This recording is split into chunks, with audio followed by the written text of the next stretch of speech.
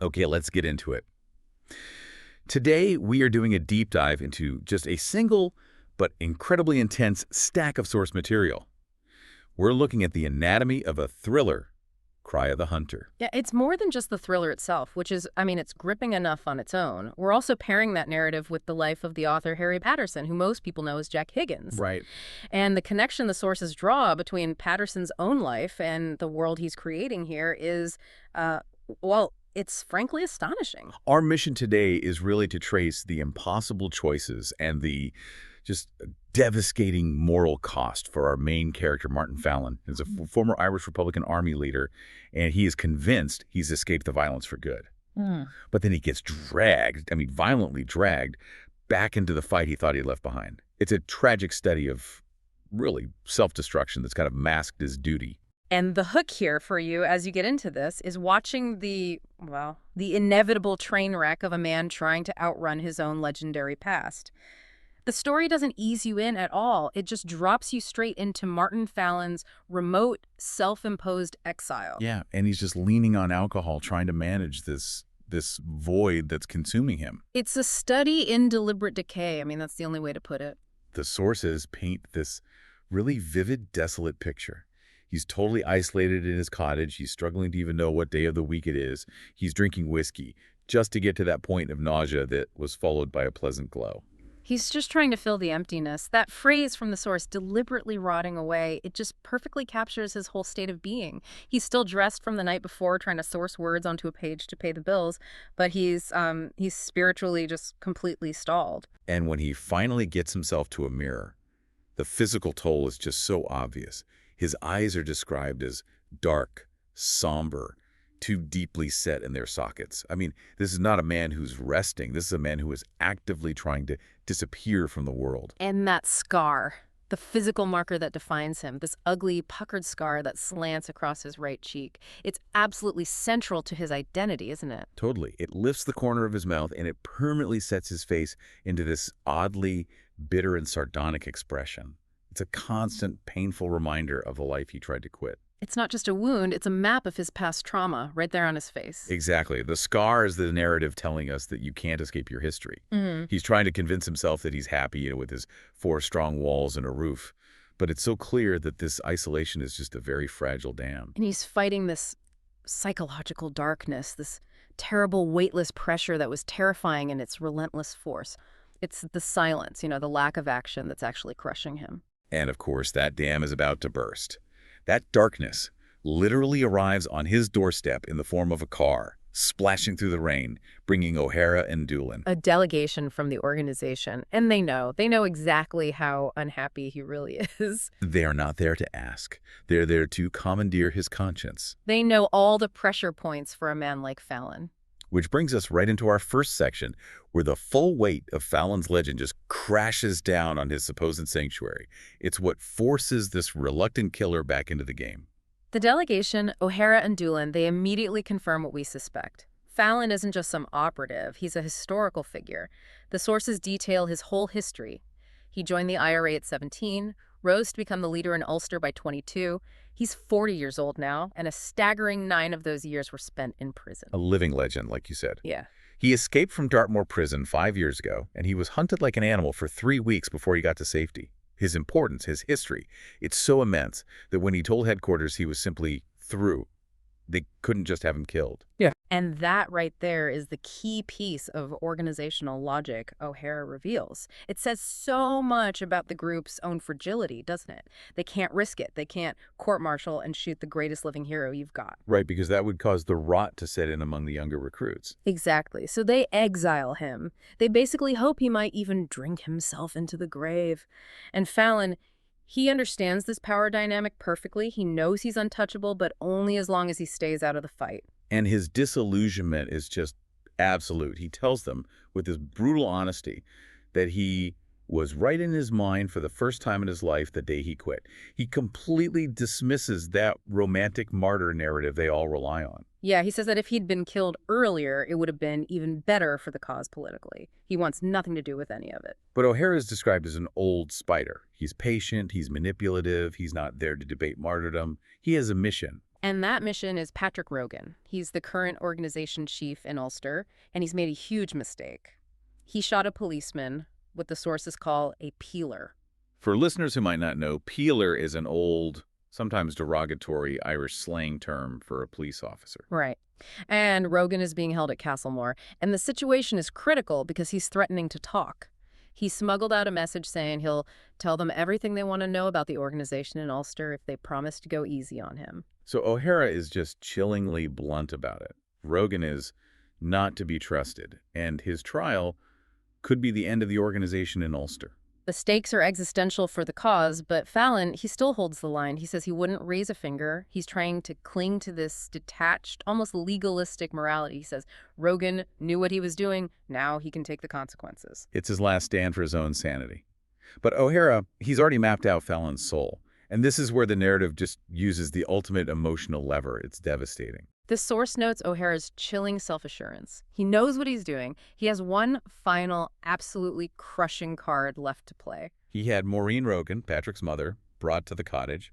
She's described as ancient, blind, and bearing the visible mark of great suffering upon her face. And the detail that just kills you is that she's already given a husband and another son to the cause. She's already paid the price of this war twice over. And what's so manipulative is that she doesn't beg. She approaches Fallon with this kind of matriarchal authority, like she's presenting an unavoidable moral debt. She just states it as a fact. You will save Patrick for me. You will bring him home safely. And when Fallon looks into her vacant, useless eyes and takes her hand, he sees the suffering of a whole generation. His hatred for O'Hara for trapping him like this is just, well, it's palpable. Yeah, this isn't about politics anymore, is there? It's about honoring a moral contract to protect the innocent or at least the collateral damage. He just can't say no to her. He can't. And he accepts. The moment is so heavy, I'll bring him safe home to you, Mrs. Rogan. And the source is crucial here. It says that in his heart, he knew that from the moment she entered the room, fate had taken control. That's it. The life he built, the free will he was trying so hard to maintain, it just vanished the second he touched her hand. That loss of free will is the core tragic theme of this whole thriller, isn't it? He's not choosing action. He's accepting his destiny. The irony is immediate. He prepares to leave within the hour, planning to cross the border, catch the milk train for Castlemore. He gives himself 3 days at the outside. And before he goes, he tries to threaten O'Hara one last time for forcing him back, but O'Hara just gives him that infuriating knowing half smile. And says, no, you won't. You're not the sort. Besides, you've never been happy here. And that line, "You've never been happy here," just shatters Fallon's whole facade. And Fallon realizes O'Hara's right. And instead of being furious, he actually smiles a little in the darkness, feeling this terrifying spark of excitement. He realizes the action, the danger. That's what he secretly craves, even if it leads to his death. So we move straight into Section 2, into the operational phase, and we see right away how fragile the organization is, and Fallon's immediate introduction to his sole, very unwilling ally, Johnny Murphy. Fallon is the consummate professional, right? He's immediately aware he's being followed after he arrives in Castlemore. But what's surprising is that the quality of the surveillance actually lifts his spirits. He notes his pursuer is the rankest kind of amateur. The whole encounter is almost darkly funny in how amateurish it is. It's Johnny Murphy, this kid, maybe 17 or 18, with red hair. And he tracked Fallon because his friend is the supervisor at the local telephone exchange, and he's passing on messages. And this just immediately highlights the desperation of the organization Fallon left behind. He's furious. He told Doolin he didn't want any help, especially not from kids. Right, and Murphy's response is so telling. I may be a kid, but I'm all there is, Mr. Fallon. The police made a clean sweep yesterday. The organization is just running on fumes and children. The idolization is instant, too. Murphy calls Fallon a genius for even trying this. But you get this small, crucial bit of internal conflict from him. He doesn't like Rogan. He admits Rogan is a terrible man they wanted to hang, but then he justifies it. He says Rogan is the chief in Ulster, and that's enough for me. So loyalty to the organization trumps everything else. Right. And Fallon, ever the tactician, just gets down to logistics. He tasks Murphy with hiring an old Austin car for 3 days and getting a railway ticket. But not to Belfast, the obvious destination. To Dunveg, 3 stops up the line. Classic operational tradecraft. Avoid the obvious, save money, don't raise suspicion. And the logistics lead them to the armory, and the location here is deeply significant. It's in a church vault, a crypt, half sunk into the ground near a graveyard. The organization is literally hiding its weapons on sacred ground. And Murphy admits this was Rogan's idea, justifying it by saying, the end justified the means. This is the first time Fallon really confronts Rogan's, well, his moral emptiness. He says, the more I hear about Mr. Patrick Rogan, the less I like him. And the man he's sacrificing everything for is already showing he has no boundaries whatsoever. Inside that vault, they find a pretty formidable collection of explosives. One box has hand grenades and ammo clips. Another has belts of plastic explosive, gelignite. And just to clarify for our listeners, gelignite is a high-grade explosive. It's basically nitroglycerin mixed with wood pulp and nitrates. It's incredibly powerful and notoriously dangerous to handle. But the core of Fallon's very precise, very tactical plan comes from a third specialized box, one that Roby was furious about because he thought they'd taken the wrong supplies during a military raid. And what's in that box? Smoke bombs. Smoke bombs. And Fallon realizes this is his chaos element. He's not going to use them to blind the police. He's going to use them to exploit the terror of ordinary civilians by making them think the train is on fire. That is truly brilliant psychology. And this is where Patterson's own background, as a military sharpshooter and tactical thinker, it really shines through in the fiction. It does. Fallon explains that if they use smoke bombs, everybody would panic, the women would be near hysterical, which creates just the right conditions in which to rescue a man. But how risky is that? I mean, wouldn't that panic itself draw more immediate attention from other stations? Oh, it's extremely risky, but it subverts all military expectations. The police guarding Rogan, they're going to be prepared for a firefight, for an armed stop. They're not prepared for mass civilian hysteria and a stampede. Fallon is using the crowd itself as both a weapon and a shield. So it's maximum disruption with minimal immediate violence, which is critical since he's basically operating alone with one amateur kid. Exactly. They set the rendezvous point meticulously. A wood 10 miles outside Castlemore, an old track between two stone gateposts. Murphy has to be there by 9:15 p.m. sharp.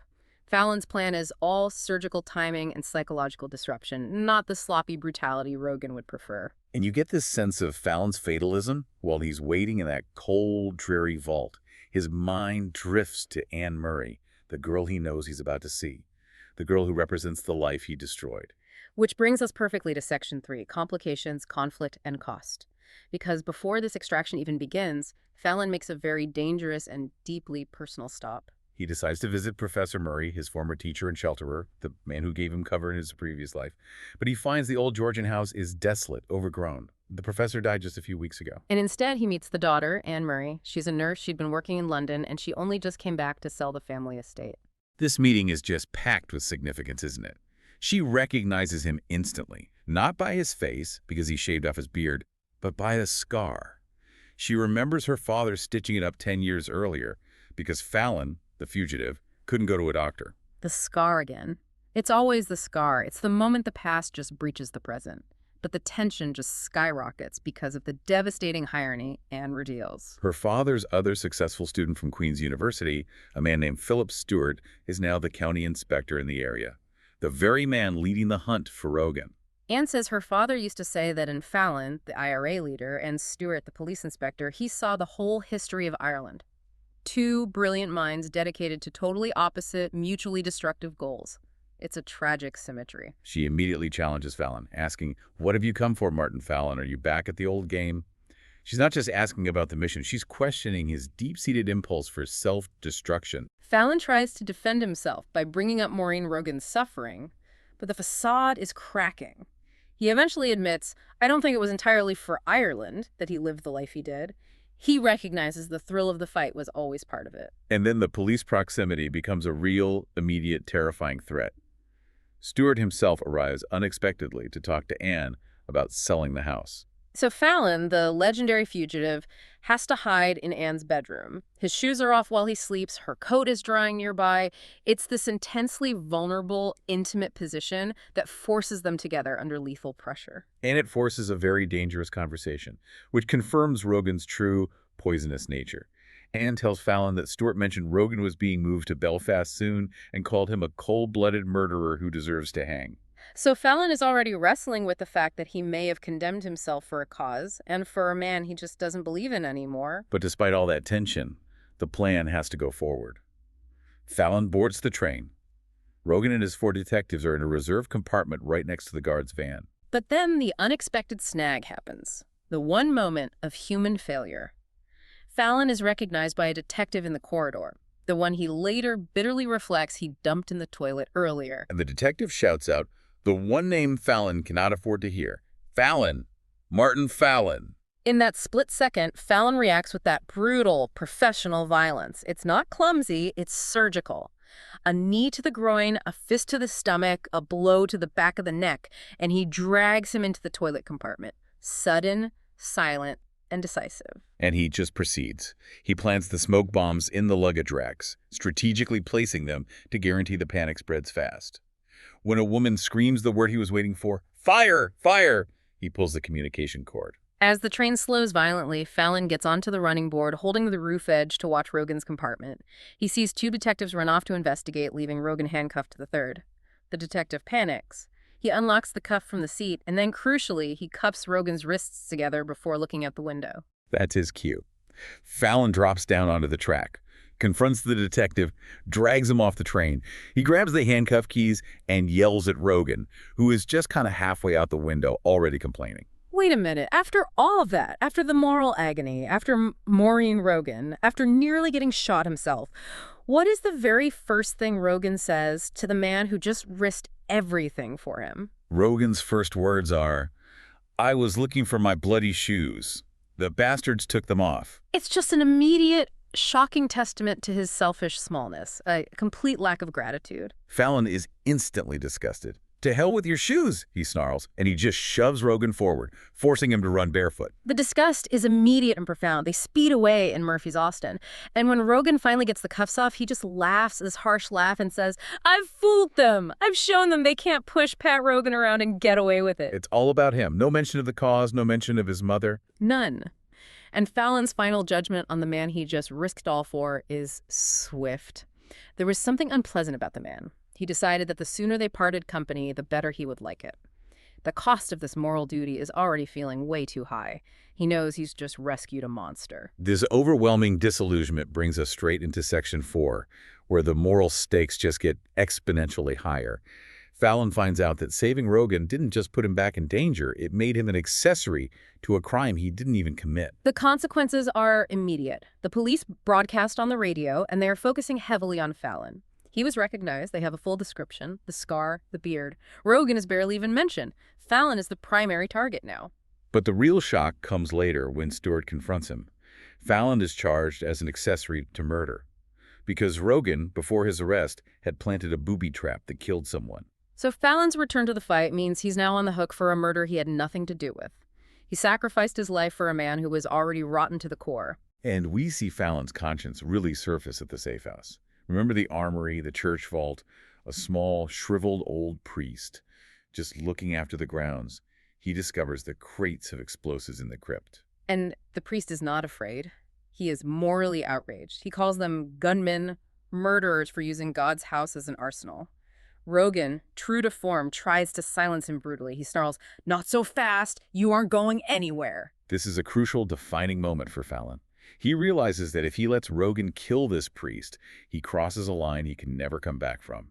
In a spasm of just furious anger, Fallon whirls Rogan around and throws him onto the bed. He chooses moral integrity over operational secrecy. He apologizes to the priest, makes sure he's unharmed, and lets him leave to call the police. He knows this compromises their location completely. He prioritizes the life of an innocent man over the mission, and that seals their fate in Castlemore. And the man he saved, Patrick Rogan, is not just ungrateful, he's dangerously psychotic. The next morning, Fallon finds out Rogan is gone. He'd caught him looking through the local phone book the night before. Anne Murray arrives, and she provides the final, terrible piece of the puzzle. Rogan's target for vengeance is County Inspector Stewart, because Stewart chased Rogan into the ground until he had him by the heels. This isn't about the Republic anymore. It's personal revenge, fueled by pure hatred. And the climax of this moral rot happens when Rogan returns to the safe house. He's laughing hysterically. He confesses he spent half an hour underneath Mr. God Almighty Stewart's car, planting the stolen gelignite there to kill the inspector. He shouts, "They'll be needing a new county inspector before the morning's out." And Anne just turns on Fallon, screaming the charge that finally shatters him. "You set him free. You turned him loose to prey on decent people." Fallon is just standing there, turned to stone. He realizes the devastating depth of his mistake. He rescued a mad dog, and now that dog is hunting the very man who represents the order and stability Fallon secretly envies. And this sparks Fallon's desperate attempt at redemption. He asks Anne for the address. The phone's been cut off, so he can't call. Stewart's wife confirmed he just left for the morning paper. The timing is lethal. Fallon races across town to Stewart's house. Number 4, a tall, narrow house with a blue basement garage. He reaches Mrs. Stewart, who confirms her husband just left in the black saloon. Fallon is already wounded, exhausted, his lungs are laboring, but he staggers into the road and catches Stewart's car just as it skids to a halt. He wrenches the door open, grabs Stewart, and just gasps out the only warning he can give. Bomb! Bomb under car, let's get out of here. They barely get out before the car just explodes. He saves Stewart's life. He fulfilled the only moral imperative he had left, but the redemption is immediately punished. A panicked constable sees Fallon holding the Luger he used to open the car and shoots him. Fortunately, the bullet is turned by your ribs, but it leaves a severe, deep wound. Later, Stewart visits Fallon in the hospital and confirms his legal position. He's being charged as an accessory to murder for Rogan's earlier booby trap killing. And then Stewart delivers the final, crushing blow. He reveals he always knew where Fallon was hiding. He'd been watching his cottage at the Dune border post for years, expecting him back long ago. So Fallon was never really free. He was never in exile. He was just bait. He's caught in this profound contradiction. He committed treason and became an accessory to murder to save a man who was pure evil, only to commit another illegal act, saving a policeman's life that costs him his freedom and earns him a bullet. Section 5 then focuses on Fallon's desperate, fever-fueled flight and the tragic, unavoidable end to his sacrifice. He's in the hospital, he's guarded, but now he's infected and he's dying. Stewart warned him. He's on the second story with a 24-hour guard. Escape is impossible, but Fallon knows he has to move immediately before they tighten the security even more. And the escape sequence is just pure Higgins. It's incredibly detailed, relying on improvisation, professional discipline, and brute force, even while he's wounded. He waits for the slack period at 11:30 p.m. He starts this physical exertion that is ultimately going to kill him. He knots the sheets in the bedspread, ties them to the central heating pipe, and slides down. He hits the window below. It's locked, so he smashes the glass and scrambles into an empty room. But that's just phase 1. From there, he finds the small door for the laundry lift shaft in the corridor. He finds a wicker basket full of dirty sheets and drags it out. Then he climbs in, doubled over, cramped in agony, and pulls on the ropes until he drops down into the basement boiler room. And you have to remember the strain this is putting on his open, festering wound. He is actively bleeding and getting worse with every yard. In the boiler room, he violently confronts 2 boiler men. He smashes one with a broken chair, kicks the other, and steals a boiler suit, a shabby jacket, and some boots from their locker. This isn't the clean IRA operative anymore. This is a desperate, violent criminal just fighting to survive. And then comes the cunning of the veteran. He just calmly wheels a large metal refuse container, a skip, right past 2 constables drinking tea in a glass office. He escapes in a van marked A. Malone Market Gardener. He literally disappears into the mundane, using the dirtiest part of the hospital as his cover. He has to lay low, so he returns to Strimore, where Rogan is also hiding after a shootout at a roadblock. They take sanctuary at a place called Conroy's shop. Fallon, who's bearded again now, meets Rose Conroy. And Rose is a crucial character, isn't she? She represents the corrupted innocence of the generation Fallon's organization claims to be fighting for. She's a bored teenager, maybe 18 or 20, who sees gunmen as romantic. She mistakes violence for heroism. And Fallon knows he's desperately weak, so he plays up to her. He uses his most charming smile, says he's in great danger, and needs to trust her. The sources are clear on this. Fallon sees her as an important ally he couldn't afford to lose because her drunken father, Paddy Conroy, is completely untrustworthy. Fallon, the master of reading people, knows where the loyalty is. And it's not with the old generation. And he's right. Rose confesses that her father's planning to betray them to the police for the £5,000 reward. He thinks the organization won't find out. So Fallon and Murphy tie Conroy up, cementing Rose's allegiance to Fallon. They then head to their last hope, Hannah Costello's remote farm in the Sparran Mountains. It's a known, expensive safe house from Fallon's past. This place is their last sanctuary, but it's also a place of judgment. Hannah Costello is a fierce figure of moral authority. We learn her son James died fighting for the British in the Ulster Rifles in Korea. Her other son Charlie is 18, but developmentally disabled after meningitis. He wanders at night with a shotgun, watching the stars. Her family has paid a price on both sides of this conflict. And Hannah delivers this harsh, unforgiving judgment on Fallon. She scolds him for involving Anne, saying, "You've ruined her." She calls him an anachronism, an old-fashioned man out of step with the modern world. Her final line is the theme of the whole book: "You should never have come back." But despite everything, Fallon and Anne share one final, desperate moment of peace. They spend a day hiking the mountain, a special gift from fate. They reach the top, and Anne whispers, "I wish this day could go on forever." She confesses her love for him. "I love you so very much." But Fallon, believing he's fundamentally destroyed, pushes her away. He calls himself a dead man walking. He tells her there's no hope for us because he doesn't want to destroy her too. He resolves to leave her, choosing her life over his own desperate need for companionship. But the fate that brought him back isn't done with him. Rogan tracks them down using the stolen van. He bursts into Hannah's kitchen, holding Charlie's shotgun, completely unhinged. Rogan is now a full-blown homicidal madman. "I'm going to kill you, Fallon," he screams. "I'm going to stand you against the wall, and I'm going to give you both barrels in the belly." And then he does something just senselessly cruel. He smashes Charlie across the head with the gun butt. As Fallon dives under the table for a forgotten revolver, Murphy performs a final, selfless act of loyalty. He screams, "Save yourself, Mr. Fallon," and tackles Rogan. The cost is devastating. Rogan fires the first barrel point-blank into Murphy's stomach and chest. Fallon returns fire, wounding Rogan, who flees in the van. But the damage is done.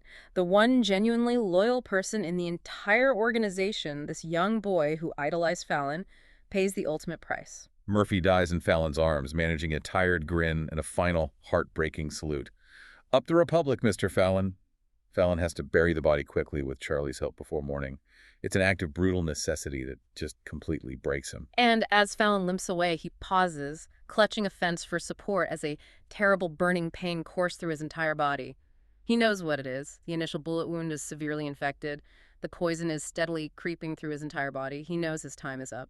Okay, now, we need to shift dramatically. Section 6 is about understanding the architect of this world. We're pivoting to the life of Harry Patterson, the man writing is Jack Higgins, because his biography offers these staggering parallels. Patterson's life is crucial because it provides the source of conflict and expertise that lends this incredible authenticity to the story. He's born in England, but he grew up in Belfast, Northern Ireland, a childhood just defined by intense political and religious violence. And he had terrifyingly close calls with that violence. At only 7, he was caught in gunfire on a tram. Later, he was in a Belfast movie theater when it was bombed. The sources stress he escaped both times physically unharmed, but the trauma of growing up in that constant state of conflict. Huh. That's the authentic bedrock for the fear, the loyalty, and the violence that you see in his novels, especially the ones about the IRA. His exposure grounds the fiction in personal experience. He didn't just write about the IRA. He grew up immersed in the reality of it. But his life took a very different path than Fallon's. Right. He left school at 15, but later served in the British Army's Household Cavalry from 1947 to 1949, stationed on the East German border.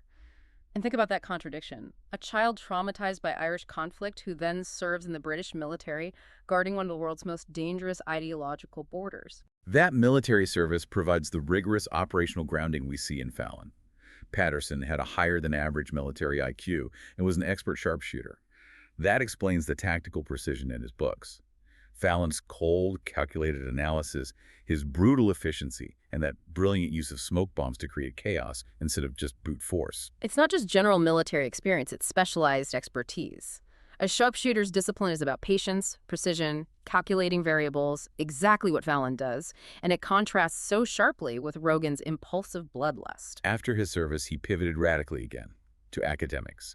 He got a sociology degree from the London School of Economics, became a teacher. He started writing novels in 1959, sometimes using the alias James Graham, before he hit it big as Jack Higgins. And that transition from soldier to academic to author is cemented by this wonderful anecdote about his first professional paycheck as a writer. Right, the source includes the actual check. His first payment was for 67 medals, dated July 21st, 1959, from his agents. 67 pounds.